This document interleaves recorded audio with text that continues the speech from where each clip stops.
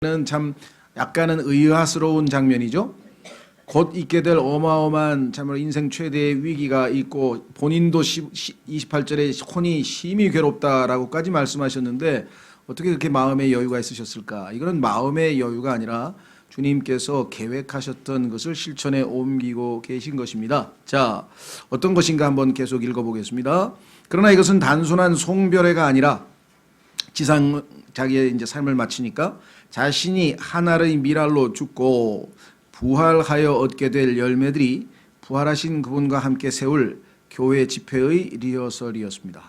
예수님께서 죽으시고 부활 승천하셔서 이 땅에 구원받은 사람들이 늘어나게 되면 예루살렘으로부터 중심으로 해서 이러한 모임들이, 이러한 교회가, 지역 교회들이 곳곳에서 세워져서 이렇게 주님과 함께 교제하고 섬기고 증거하고 풍성한 집회로 예수 그리스도를 사람들에게 알리고 표현하고 증언하는 그와 같은 아름다운 일들이 있게 될 것을 갈망하신 것이죠. 그분은 자신이 떠나가고 이 땅에 남겨둘 그분의 몸된 교회가 어떤 모습으로 자신을 할 것인지를 미리 보여주시는 것입니다. 과연 우리는 지난 19년간의 주님의 갈망하였던 그러한 교회의 모습을 보여왔는지, 예수님께서 이 땅에 본을 보이시고 이와 같은 것이 참된 지역교회의 모습이라고 알려주셨는데 과연 그런 교회의 모습이었는지 한번 되돌아보는 시간을 갖고자 합니다.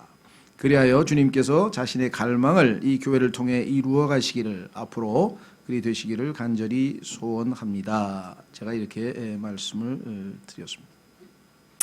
자, 오늘 본문으로 한번 가보겠습니다. 오늘 본문에 가면 예수님께서 이제 6월절 엿새 전이라 이렇게 됐습니다. 그러면 6월절은 예수님께서 자신이 스스로 6월절 어린 양이 되셔서 십자가에 달리실 그날입니다.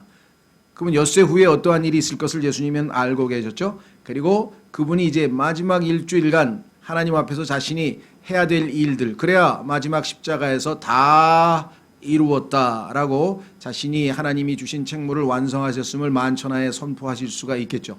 아직 남아있는 것이 있었는데 그것은 뭐냐면 예수님께서 여러분 잘 아시는 것처럼 제자들에게 처음으로 십자가에 대해서 언급한 그 시점이 언제냐면 마태복음 16장에 보면요, 십자가에 달리실 것을 말씀하실 때에 동시에 교회를 세우시겠다라고 하는 말을 같이 합니다. 무슨 소리냐? 십자가를 통해서 한 알의 미랄이 땅에 떨어져 죽지 아니하면 주님의 지체들로 구성될 교회가 세워질 수 없다는 것이죠. 그래서 예수님께서는 교회에 대한 이야기를 하시고 나서 비로소 이제 십자가에 대한 얘기를 처음으로 제자들에게 언급하는 것을 우리가 보게 됩니다. 자, 그렇다면은 주님께서 이제 13장, 우리가 잘 아는 것처럼 다락방이죠. 제자들의 발을 씻기시고 그 다음에 14장, 15장, 16장에서 그 유명한 다락방 설교, 고별 설교인데요. 이거는 대중을 놓고 한 것이 아니라 제자들만 놓고 특별히, 그렇죠, 요즘 얘기하는 이너서클인데요. 제자들에게 특별히 당부하기 위해서 사적인 모임을 가진 겁니다. 그러니까 공적 행사는 지금 여기 베다니에서의 마지막 집회입니다. 그리고 17장은 이제 대제사장적 기도를 드리시고 이제 십자가를 지고 마지막 행보를 가는 와중에 엿새 전에 베다니에 이르셨는데 예수님은 마지막으로 자신이 원하는 바, 갈망을 마음에 품고 있던 그 바라는 바를 사람들에게 보여주기 위한 것이죠. 거기에는 이미 죽었던 나사로 곧 그분께서 죽은 자들로부터 살리신 자가 있더라 그랬습니다. 여러분도 아시다시피 나사로는 얼마 전에 11장에서 죽었던 자를 예수님께서 살리셨던 자죠. 자, 그러니까 교회 집회는 구성원이 죽어 있었다가 살아난 자들. 에베소서 2장에 보면 너희도 죄와 허물로 죽어 있었는데 그리스도께서 너희를 살리셨도다. 구원받은 모든 사람들은 죽어 있다가 살리심을 받은, 즉 다시 태어난 거듭난 하나님의 자녀들로 구성되어 있다는 것을 우리가 확인해 볼 수 있고요. 또 여기는 안 나와 있지만 마가복음에 가면은 이 집이 그 나병 환자였던 시몬의 집이었습니다. 성경에서 레위기에 나와 있는 것처럼 나병은 죄를 예표하고 있고, 그렇죠? 그 나병 환자가 치유함을 얻었다는 것은 죄로부터 완전히 이제 해방되었음을 알고 있습니다. 따라서 죄로부터 구원받고, 그렇죠? 죽어 있다가 다시 살아나서 거듭나서 다시 태어나서 하나님의 자녀들이 된 이곳이 바로 예수 그리스도께서 세우실 교회라는 사실을 우리에게 은연중에 이 속에서 지금 암시해 주고 있는 것입니다. 자, 그러면 이제 교재로 돌아가셔서 한번 순서대로 예수님께서 마음에 품으셨던 교회의 모습을 한번 살펴보겠습니다. 5가지의 특징이 있는 것 같은데요. 첫째는 예수님께서 마음에 원하시는 것은 예수님께서 함께 하시는 교회다 그랬습니다. 여기 보시니까 예수님께서 그분과 함께라고 하는 표현이 2절에 나오죠. 나사로는 그분과 함께. 예수님께서 함께 하시는 교회다. 아니, 예수님께서 함께 하시지도 않는데 그게 교회가 될 수 있는가? 그렇습니다. 성경에 보니까 예수님께서 문 밖에서 두드려서 할 수 없이 밖에 나와 있는, 자, 계시록에 나와 있는 7교회 가운데 라오디게아 교회라고 하는 이 마지막 교회의 특징은 사람들이 너무나 사람 중심, 인간 중심의 모임을 형성하고 있어서 이름은 교회인데 교회의 주인 되시는 예수님께서는 지금 문 밖에 서서 지금 두드리고 계시는, 그래서 마음문을 열고 예수님을 영접하는 사람한테 개인적인 친교를 할 수밖에 없는, 즉 주님의 몸된 교회의 전반적인 상황은 이제 완전히 배교의 상태에 놓여 있는 상황이 바로 우리가 살고 있는 이 마지막 라오디게아 교회의 시대의 모습입니다. 오죽하면 예수님께서 내가 문 밖에 서서 두드리노니 누구든지 내 음성을 듣고 문을 열면 내가 그에게로 들어가 그와 함께 식사를 하겠다, 같이 정찬을 먹겠다, 이렇게 하셨죠. 개인적으로 밖에는 교제를 할 수 없는 상태까지 온 이 교회의 아주 이 배교한 모습을 정난하게 보여주고 있는 것이 바로 우리가 살고 있는 이 라오디게아의 교회의 모습이라고 주께서 말씀하셨네요. 고린도전서 1장 9절에 주님께서는 뭐라고 하나님께서는 자신의 아들과 세상에서 구원받은 사람들은 교제, 펠로우십, 사귐을 갖도록 하셨다라고 성경에 분명하게 나와 있습니다. 그래서 우리도 예수 그리스도와 함께하는 교제, 그것이 교회의 1차적인 것입니다. 그래서 모여야지 교회지 각자 다 흩어져 있으면은 그것은 교회로서의 기능을 가질 수가 없는 것입니다. 그렇죠? 자, 확인해 보겠습니다. 히브리서 10장. 히브리서 10장으로 가면 모여야 된다.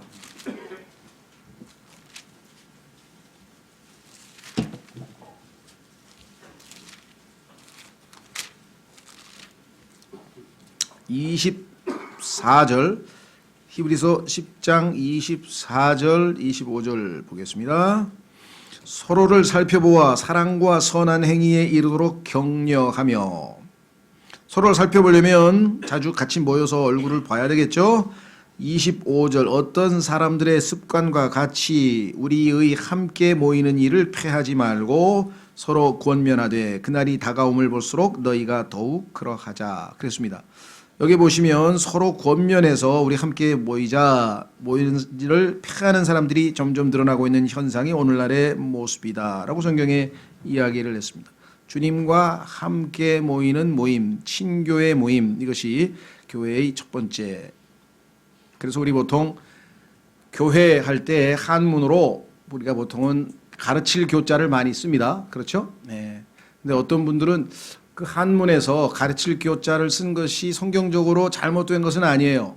왜냐하면은 사도행전 1장에 보면은 교회가 해야 될 첫 번째가 사도들의 가르침, 다시 말해서 진리를 가르치고 배우는 것이 교회의 첫 번째 해야 될 일이기 때문에, 그렇죠? 그런 의미에서 가르칠 교자를 쓰는 것이 잘못된 건 아닌데 뒤에는 회자가 나오니까 모임 회자죠. 그래서 가르치고 배우는 모임, 그것도 맞지만 조금 더 나아가면 가르칠 교보다는 사귈 교자를 써서 교회, 예수 그리스도와 지체들과 함께 사귀는 모임이 되어야 되지 않느냐. 그래서 이제 그렇게 설명하시는 분도 더러 있습니다. 두 가지가 다 성경적으로 맞는 것이겠죠. 자, 그래서 교회는 주님께서 임재하시는가, 함께 하고 계시는가. 여러분은 교회에 있을 때 물론 교리적으로야 내 안에 주님께서 계시고, 그렇다면 주 안에 주님께서 계신 모든 지체들이 함께 모여 있으니까 주님이 다 같이 함께 있어야 되지 않겠는가 싶지만, 그렇죠? 우리가 우리 자신을 내려놓고 자기 자신을 부인하고 주님께서 바깥으로 표현되도록 우리가 그런 삶을 살 때에 주님이 드러나시는 거지, 그렇지 않고 우리가 우리 자아를 드러내버리면 주님께서는 표현되실 수가 없다라는 것이죠. 자, 그래서 첫 번째 1절 2절에서 우리는 주님과 함께하는 교회인가 스스로 한번 우리가 우리에게 물어보면 좋겠습니다. 두 번째는 주님께서 말씀하시는 교회 7절로 가보겠습니다. 요한복음 오늘 본문에 보니까 7절에 주님께서 이르시되라고 말씀하고 계시네요. 오늘날 가장 취약점 중에 하나가 교회에서 주님의 말씀을 들은 것이 아니라 예화를 포함한 아주 재미있는 이야기를 듣고 오는 경우가 있죠. 아니면 자기 경험담을 듣고 오는 경우도 있고요. 설교에 필요하면 예화도 들어가도 되고 또 경험담도 간증도 포함되는 것은 잘못된 것은 아니나 그러나 핵심은 말씀이 돼야 되겠죠. 그래서 하나님의 말씀을 직접 찾아서 읽고 그 말씀을 통해서 내가 하나님의 음성을 듣는 것이 중요하다. 요한복음 12장 7절 그때 예수께서 이르시되 그녀를 가만두어라 나를 장사 지낼 날을 대비하여 그녀가 이것을 간직하였느니라. 예수님께서는요 이 마리아가 간직하고 다 주님의 음성을 듣고 나서 주님께서 죽으시고 장사되고 부활하실 것에 대해서 하나님의 말씀을 마음에 간직하고 있다가 내가 언젠가 이것을 주님을 위해서 쓰겠다라고 하는 것을 다 마음에 알고 계셨는데요. 자, 어쨌거나 중요한 거는 주님의 말씀이 선포되었다는 사실. 자, 그래서 교회에 있어서 두 번째, 모여서 무엇을 할 것인가? 첫 번째는 뭐냐? 모이는 건 중요하죠. 모여야 돼, 일단. 두 번째, 모여서 무엇을 할 것인가? 배우고 가르친다. 이거죠. 하나님의 말씀을 들어야 된다. 음성을 들어야 된다고 했습니다. 자, 디모데전서 3장 15절. 디모데전서 3장 15절에 교회는 가장 핵심적인 것은 진리의 기둥과 터 이렇게 얘기를 했는데요. 진리가 선포되느냐 아니냐 이것이 가장 중요하죠. 디모데전서 3장 15절 그러나 내가 오랫동안 지체하면 내가 하나님의 집에서 어떻게 처신해야 할지 내가 알게 하려 하노니. 자, 하나님의 집이라 그랬습니다. 이 집은 살아계신 하나님의 교회입니다. 그렇습니다. 지금 살아계신 하나님의 교회 이 집 살아있는 영적인 집을 얘기합니다. 진리의 기둥과 터니라. 진리의 기둥과 터니라. 그래서 모여서 제일 중요한 것은 진리를 가르치고 배우는 일입니다. 자, 사도행전 2장으로 가보겠습니다. 사람들이 초대교회 하면서 초대교회에서 오순절날 성령이 임해서 어떤 초자연적인 현상에 대해서 관심을 두는 것 같은데 사실 초대교회에서 모여서 제일 먼저 한 것은 뭐냐? 사도들로부터 하나님의 말씀을 듣고 배웠습니다. 하나님께서 세우신 일꾼들을 통해서 하나님께서 주님의 몸된 교회에 주신 선물, 은사죠. 선물들을 통해서 하나님의 말씀을 들려주셨다. 사도행전 2장 42절. 사도행전 2장 42절에 보시면 그들이 흔들리지 아니하며 사도들의 교리와 교제 안에 머물고 빵을 떼며 기도하더라. 지금 초대교회의 집회 모습을 보는데 사도들의 교리와 교제 이렇게 되어 있습니다. 자, 아까 우리 교제 모임에 대해서 말씀을 드렸고 교리는 진리하고 같은 말인데 진리는 넓게 전체를 얘기할 때 진리의 말씀 이렇게 얘기하고 교리는 특정한 주제가 있죠. 종말에 관한 진리 그러면 종말론 교리가 되고 그 다음에 구원에 관한 진리 그러면 구원론 교리가 됩니다. 교리와 진리는 같은 겁니다. 포괄적으로 말하나 또는 특정화시켜서 말씀하나. 정확하게 진리를 알지 못하면 그 다음에 우리의 믿음은 기초가 없는 뿌리가 없는 흔들거립니다. 감정에 기초하거나 아니면 애매한 메시지에 기초하면 그것은 언젠가는 다 흐트러버립니다. 그러나 하나님의 말씀이 우리에게 심기게 되면 그 말씀은 꾸준히 우리 안에서 역사하실 수가 있습니다. 그래서 정확한 진리가 선포되는 교회여야 된다라고 성경에 분명하게 말씀을 했습니다. 그렇죠? 자, 그래서 우리는 말씀 왜 그런가? 주님을 자 로마서로 가겠습니다. 로마서 10장.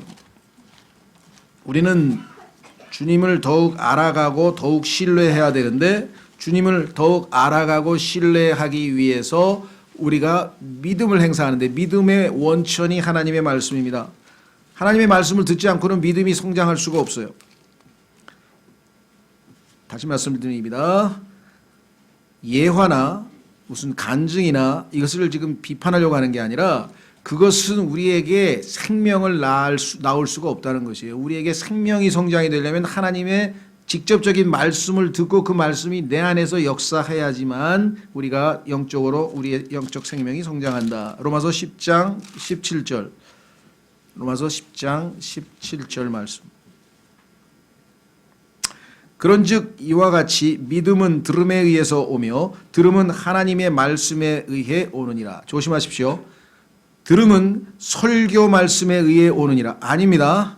설교 말씀 중에서 하나님의 말씀, 설교를 할 때 지금 하나님의 말씀을 제가 읽어드렸잖아요. 선포했잖아요. 문맥에 맞게. 그 하나님의 말씀이 나에게 믿음을 제공해 주지 내가 한 설교가 나에게 말씀을 주는 것이 아니라는 것, 그거를 구분하실 줄 아셔야 돼요. 설교석에 물론 하나님의 말씀이 들어가 있습니다. 자, 그래서 우리는 말씀이 있는 교회, 자 보세요. 본문으로 갑니다. 요한복음. 거기에 지금 모여서 뭘 하고 있습니까? 식사, 잔치를 벌이고 있어요. 지금 하나님의 말씀은 영적인 양식이잖아요. 그렇죠? 함께 지금 식사하고 있죠? 12장 2절 거기서 그들이 그분을 위해 저녁 식사를 베풀었는데, 예수 그리스도를 위해서 지금 저녁 식사를 베풀었는데, 마르다는 섬기고 나사로는 그분과 함께 상에 앉은 자. 여러분과 지금 제가 그분과 함께 지금 상에 앉아서 하나님의 말씀을 지금 공급받고 있는 것이에요. 그렇죠? 그게 교회 모임의 첫 번째 해야 될 일이에요. 모이는 게 중요하고 모여서 하는 게 제일 중요한 게 뭐예요? 우선 먹어야죠. 그렇죠? 예. 자, 그래서 두 번째. 자, 세 번째는 뭐냐? 하나님의 말씀을 듣고 배웠습니다. 그랬더니 하나님은 온 우주 만물의 창조주시여 거룩하고 의로우신 분이요 우리를 사랑하사 자신의 아들을 내어주신 분이시요 예수 그리스도는 아버지께 순종해서 죄인들을 위해 자신의 생명을 내어주고 신부를 얻기 위해 생명을 내어주신 분이죠. 예수 그리스도와 하나님에 대해서 배우고 배울수록 우리는 그분들을 뭐예요? 엎드려서 드높이고 경배해야 될 분들이구나. 그분은 경배를 받으실 분이구나 라는 사실을 알게 되죠. 그래서 우리는 영과 진리로 그분을 경배하게 됩니다. 경배라고 할 때는 항상 희생이 따르게 되어 있거든요. 희생물을 바치는 게 구약의 제사라고 한다면 신약에서도 영적 희생물을 바치는 제사장이 되었도다. 우리가 하나님께 영적 희생물을 바치는 제사장이 되었는데 그 경배의 영적 희생물이라고 하는 것은 지난번에 우리가 본 것처럼 우리가 입술로 하나님께 감사를 드리는 것이 포함되어 있고, 그 다음에 우리 물질을 희생해서 하나님께 드리는 헌금도 포함되어 있고, 그렇죠? 예, 그 다음에 다른 지체들을 위해서 선한 일을 행하는 것도 포함되어 있고, 그래서 성경에 보니까 우리가 하나님께 드리는 영적 희생물, 즉 예물의 종류들이 여러 가지가 4-5개가 나와 있습니다. 자, 여기에 보시니까 뭐라고 되어 있는 거 아니? 3절. 그때 마리아가 매우 값진. 어떠세요? 여러분 이 시간에 예수 그리스도를 알지 못하고 세상 사람들은 지금 어디가 있습니까? 우리가 일주일 일하고 쉴 수 있는 매우 값진 좋은 시간들을 주님께 바치기 위해서, 드리기 위해서 나온 겁니다. 그렇죠? 그 다음에 목소리를 다해서 주님을 찬양하고, 이 모든 것들이 하나님 보시기에 매우 값진 희생으로 우리를 받으시는 거죠. 또 입술로 주님께 감사를 드리고, 매우 값진 나드 향유 한 근을 가져다가 예수님의 발에 붓고 자기 머리털로 그분의 발을 닦으니. 자, 생각해 보세요. 여자의 영광이 머리털이라고 성경에 되어 있습니다. 이 머리는 여자들에게 영광이라고 고린도전서에 써 있기 때문에 여자들 중에 이 머리에 대해서 엄청 신경을 쓰잖아요. 그렇죠? 이거 관리를 잘 하려고 하고. 그런데 가장 자기에게 소중한 영광스러운 것을 발이면 제일, 발바닥 하면 저 제일 낮은 거 아니에요. 예수 그리스도의 발을 닦았다? 자신의 최고의 것으로 예수 그리스도를 섬기겠다고 하는 얼마나 큰 희생과 사랑의 표현이냐 이 말이죠. 상징적으로. 여자가 머리를 그렇게 자기가 잘 가꾸고 잘 그렇게 영광스럽게 생각하는 그 머리털을 예수님의 발을 닦았다. 그 먼지 묻은 발을 닦았다고 생각하면은, 그런데도 전혀 아깝지가 않고 기쁨으로 주님께 사랑을 표시한 모습으로 나타납니다. 그렇게 되니까 그 결과 어떤 일이 벌어졌습니까? 향유 냄새가 집에 가득하더라. 어떤 교회 가면 많은 서로가 다 하나님 앞에 그런 아름다운 값진 향유를 바쳐서 하나님께서 다 향기로운 그 향기를 흠양할 뿐만 아니라 주님의 몸된 교회, 아까 써있죠? 이 집은 하나님의 살아계신 하나님의 교회라고 했잖아요. 전체적으로 실제 무슨 고급 향수를 뿌려서 냄새가 난다는 것이 아니라 아름다운 향기가 난다 이 말이에요. 왜? 희생, 향유, 정말 하나님께서 기쁨으로 영과 진리로 드리는 경배를 받을 때에는 교회가 정말 이렇게 향기나는 아름다운 교회가 될 것을 성경에서 우리에게 분명하게 말씀하고 있습니다. 여러분과 제가 이제 셋째 하늘에 가게 되면요, 우리의 할 일 중에 가장 최고, 그것은 뭐냐? 셋째 하늘에도 가도 보면 섬긴다고 이 계시록 20장에 나와요. 주님을 섬기는 거하고 그 다음에 그 전에 계시록 4장 5장에 보면요, 교회를 예표하고 있는 24장로가 다 엎드려서 하나님을 어떻게 해요? 거룩하시도다 거룩하시도다 거룩하시도다 계속 하나님께 찬양을 드리면서 경배하는 모습이 나와요. 여러분 생각이 어떠세요? 야, 하늘나라 가면 그럼 하루에 24시간 경배를 하면은 또 하루 이틀도 아니고 계속 경배만 할 것인가? 근데 경배할 때는요, 너무나 충만하고 기뻐서 아무런 시간이 가는 줄을 모른다니까. 뭐 그것만 하지는 않겠지만 뒤에 보니까 주님을 섬긴다는 표현도 나오고 다양한 일이 있겠지만 그 경배라고 하는 것이 얼마나 황홀한 것인지 맛을 보신 분들은 안다. 그래서 이 워치만 리 같은 경우도 뭐라고 얘기했는가 하니 감옥에 52년도에 이제 공산당에 의해서 감옥에 갇혔는데요. 72년에 이제 순교하는데 한 20년 동안 독방 신세를 했어요. 그러니까 독방에서 20년 동안 갇혔으니까 얼마나 힘들었을까. 근데 자신은 힘들지 않았다는 거예요. 왜? 주님과 대화하고 성경을 암송하고 기억하고 간증 막 그러다 보니까 주님과의 미로를 즐긴 20년이었지 전혀 자기는 여러분들이 걱정하는 것처럼 지루하지 않았다. 이렇게 고백을 한 것이에요. 우리는 경험을 안 해봐서 잘 모르지만 주님께서 자신을 위해서 감옥에 갇혀서 고난당하는 종에게 그렇게 보상하신다는 것이죠. 얼마나 그 누구도 느낄 수 없는 특권으로 그러한 체험을 했다. 그렇게 얘기를 합니다. 그리스도인이 주님 앞에 무릎 꿇고 하나님 앞에 감사 기도를 드릴 때, 그렇죠? 네. 뭐 어느 한 순간 여러분이 뭐 기회를 잡아서 한번 하나님 앞에 감사해야 될 것을 쭉 할 때 하나님께서 얼마나 기뻐하시며 그것이 나에게 기쁨으로 전달이 되죠. 하나님의 기쁨은 하나님 자신만의 기쁨이 아니라 항상 성경에 보니까 너에게 기쁨이 가득하게 하려 함이라. 늘 그런 것입니다. 하나님을 기쁘시게 하는 존재 목적을 우리가 합당하게 살면 그 기쁨은 항상 우리에게로 다시 돌아오는 것을 성경을 통해서 우리가 확인해 볼 수가 있습니다. 자, 그래서 우리는 경배하는 교회가 세 번째고요. 자, 본문으로 다시 내려가면 이와 같은 교회 안에는요, 아까 말씀드린 것처럼 이런 일이 벌어집니다. 6절 그가 이렇게 말한 것은 그가 가난한 자들을 염려하기 때문이 아니요 도둑임으로 가방을 맡아 그 안에 든 것을 가져왔기 때문이니라. 그러니까 4절 5절 6절에 보면은 주님을 향한 경배와 사랑을 바치고 있는 것에 대해서 부정적인 방식으로 바라보는 사람들도 교회 안에는 있습니다. 그렇게까지 해야 되겠냐? 이런 분들도 가끔 있으실 수 있고요. 그건 낭비 아니냐? 그렇죠? 근데 주님께는 낭비를 해도 가치가 있는 거예요. 그래서 주님께 낭비합시다. 이런 설교를 제가 들었다. 주님께 낭비합시다.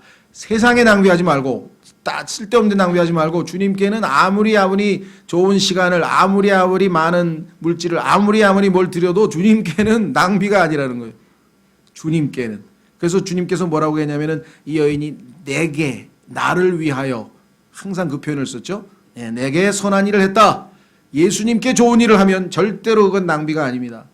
절대로. 세상 사람들이 보면 낭비일 수 있겠죠. 자, 그래서 우리는 다시 밑으로 내려옵니다. 주님께서 얼마나 놀라운 칭찬을 하셨나 보세요. 그때 예수님께서 이르시되 그녀를 가만두어라. 나를 장사 지낼 나를 대비하여 그녀가 이것을 간직하였다. 이것은요, 이 여인이 얼마나 주님의 말씀을 깊이 마음에 간직했는지 주님께서 이미 알고 계셨어요. 다른 사람은 지나갔는지 모르지만 아, 주님께서는 부활하실 것이구나. 그렇다면 주님이 죽으셨을 때 그렇죠. 장사 지내는데 가서 이 향유를 향품으로 발라봐야 자기에게는 의미가 없어. 왜? 조금 있으면 다시 살아나실 분이니까. 그렇다면 내가 주님을 위해서 희생하는 기회는 주님이 죽으실 때가 아니라 살아계실 때 먼저 내가 주님을 위해서 이것을 드리겠다. 이런 마음이 있었던 것 같아요. 그래서 여기 주님께서 아주 칭찬하셨죠. 8절 가난한 자들은 항상 너희와 함께 있거니와 나는 항상 너희와 함께 있지 아니하니라 하시니라.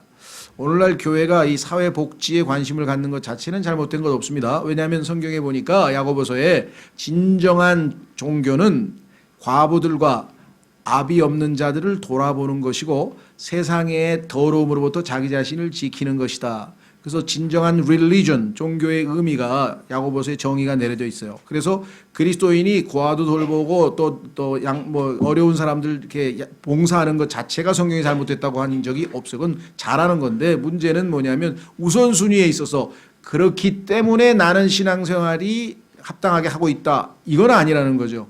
결과로서 주님을 사랑하고 지체들을 사랑하는 가운데에서 그 넘치는 사랑으로 베푼다면 그건 잘못된 건 없습니다. 주님께서도 여기서 가난한 사람이 항상 있는 거 아니에요. 내가 주님을 우선순위로 그 얘기를 하고 있죠. 9절 그러므로 유대인들 중에 많은 사람들이 그분께서 거기 계신 줄 알고 오니 이것은 예수님 때문만이 아니요 그분께서 죽은 자들을 살리신 나사로도 보고자 함이더라. 자 9절서부터 11절까지는 좀 이따 보고요. 여기서 한 가지 우리가 네 번째 주목해야 될 것은 섬김에 대한 것입니다. 자 섬기더라가 아까 어디에 있었습니까? 2절에 있었죠. 마리아와 마르다, 나사로 이 세 형제가 있었는데요. 나사로는 증인으로서 이제 역할을 했고 마르다는 섬기는 일을 했고 마리아는 경배를 했고 그러면 교회마다 그 역할이 분담되어 있냐 그런 뜻은 아니에요. 우리가 신앙생활을 할 때 어느 순간에는 주님을 섬기고 있고 어느 순간에는 경배하고 있고 어느 순간에는 증인을 하고 있다고 하는 그런 전체적인 맥락을 보여주는 것이지 증인 노릇만 하는 사람은 딱 정해져 있고 섬기는 노릇만 하는 사람 딱 정해져 있고 그런 건 아니죠. 우리 삶 자체가 이와 같은 것들로 이루어지는데 은사에 따라서 하나님이 주신 선물 자기의 그 성향에 따라서 어느 쪽에 더 관심이 있고 이런 차이는 뭐 개인적으로 얼마든지 있을 수 있습니다. 자, 그래서 마르다는 섬겼다. 예수 그리스도를 섬기는 것이 교회에서 있어야 된다. 왜? 예수님 자신이 나는 섬김을 받으러 온 것이 아니고 이 땅에 섬기러 왔다. 그러면 그 예수 그리스도를 나의 주와 구원자로 받아들이고 영접했다면 우리의 삶은 이제 섬김을 받는 삶으로부터 섬기는 자로서의 삶으로 가야죠. 그것이 우리가 영적으로 성장하면 할수록 더욱더 주님을 닮아가는 모습에서 섬기는 자로서의 삶을 살게 될 것입니다. 자, 두 구절 찾아보겠습니다. 에베소서 4장. 에베소 4장에 보면은 교회에서 여러분에게 오늘도 제가 하나님의 말씀을 전하고 또 여러 가지 형태로 하나님의 말씀이 선포됩니다. 이 목사와 교사라고 하는 하나님의 선물로 주신 일꾼이 하나님의 말씀을 선포했을 때 그 궁극적인 목적은 무엇인가 이렇게 되어 있네요. 12절 하나님의 말씀을 여러분들에게 선포해서 여러분들이 하나님의 말씀 오늘 여러 말씀들을 들었습니다. 이것은 성도들을 완전하게 하고 섬기는 일을 하게 하며 사역의 성공은 어떤 형제가 섬김을 받던 상황에서 영적으로 아직 어리던 상황에서 점점 더 적극적으로 섬기는 쪽으로 나아간다. 섬기는 일을 하게 하며 그 섬기는 일은 단순히 일로 끝나는 것이 아니라 결국은 뭔가 작품이 만들어지겠죠. 그렇죠? 우리가 어떤 건물을 지을 때 보니까 뭐 처음에 시작할 때는 별로 아닌 것 같았는데 점점 열심히 하다 보니까 멋진 건물이 세워지듯이 교회에서도 그와 같은 역사가 일어난다. 이렇게 되어 있습니다. 그래서 섬기는 일을 하게 하며 그리스도의 몸을 세우게 하려 함이라.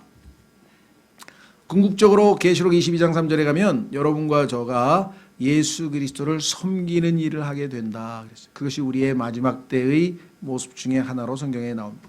따라서 이 교회 생활을 통해서 우리는 이제 서로가 서로를 섬기는 일들을 하게 될 것이다.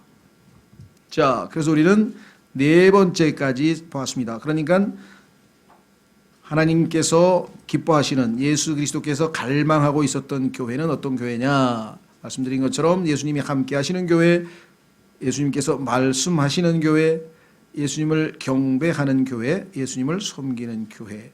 자, 그다음에 다섯 번째 우리가 봐야 될 특징은 예수님을 증언하는 교회입니다. 예수님께서 우리를 증인으로 삼겠다고 사도행전 1장 8절에 말씀하셨죠. 자, 예수님께서는 많은 일꾼이 필요하셨어요. 예수님께서는 지상에서는 혼자이셨죠. 확인해 보겠습니다.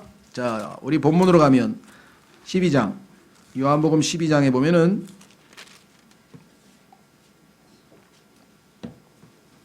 24절, 요한복음 12장 24절,